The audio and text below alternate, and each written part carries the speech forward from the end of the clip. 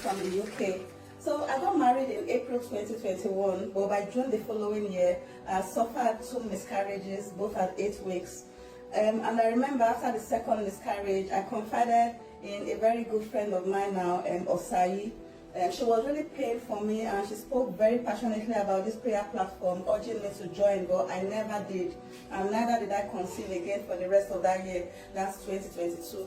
And then January 2023, it was the same thing. February, my husband and I decided to try IVF. And I remember coming back from that initial consultation really depressed. After hearing the sort of procedures involved and the kind of money we were looking at. On top of all that, the consultant said my chances of success were low because at that point I was already in my 40s.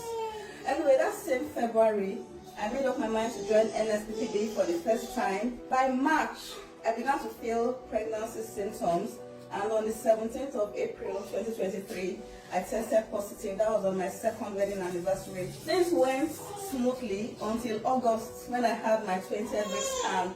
And the scan then showed that the baby's kidneys were enlarged. And they said come back in September for another scan. September I went, it was exactly the same story.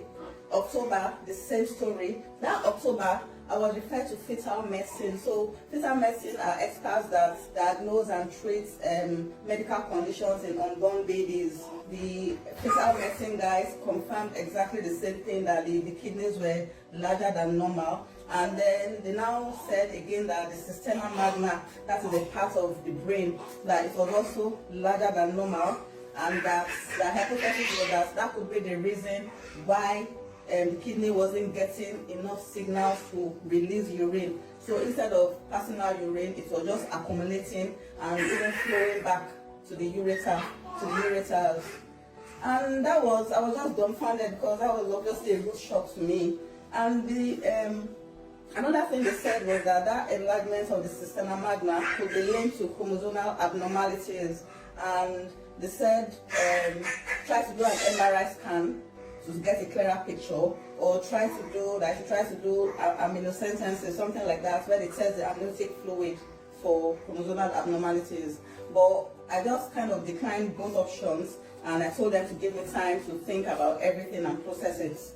Well, they said at the end of it, they said come back in November. That was the following month.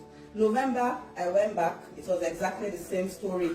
And then I remember my husband saying that, assuming what they are suggesting is what it is, that what was the way out, and the fetal medicine consultant was like, it's either we manage the condition for the rest of the child's life or we terminate the pregnancy.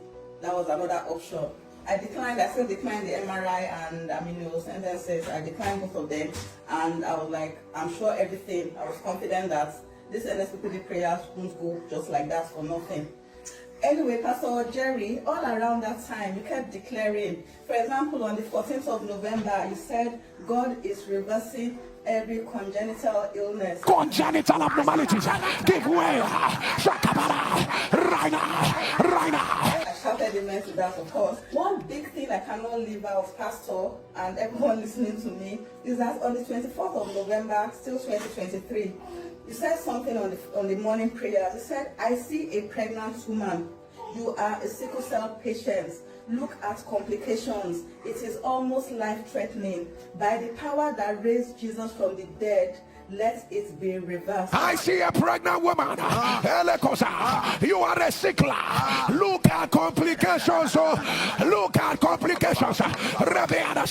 It's almost life-threatening. The devil is a liar. If you want to keep back your testimony, by the power that raised Jesus from the dead, I announce, let it be reversed. And that was just me. And I was like just thanking God for victory, because at that point I was heavily pregnant, like you said. I was 8 or 9 months pregnant, and I was SS as well. I had this SS illness, and all I could do was just to say thank God for victory. To cut the long story short, on the 11th of December last year, I had my baby, a bouncing baby boy, Joshua. And another way the devil tried to come in and steal the joy was that I heard him cry the moment he was born. I heard him scream. But a few minutes later, all the doctors and consultants were there trying to resuscitate him for almost about 5 or 10 minutes. And Eventually, everything became stable again, and when he was taken to his neonatal ward later, all the tests that were conducted on him, including the brain, the cisterna magna, the kidneys, the ureters, everything came back normal. And I remember my husband coming to meet me in my ward and saying, guess what? Because at that time, what they believed, the consultants, the day he was born, the consultants were still like, they believed that he still couldn't pass urine, so they were all on ground to examine him. And my husband was like, immediately they took off his diapers, my son peed all over the consultants, and I was like, oh my goodness, sorry doctor, that's just our evidence, the evidence we talk about every day on the fire altar. And here we are, a year after, mother is alive and kicking, baby is hale and healthy, even father is in overall sound health. And we are just here to say thank you, Pastor Jerry, for sacrificing so much of your time to pray with us. And I join the millions of others to say, may the oil on your head never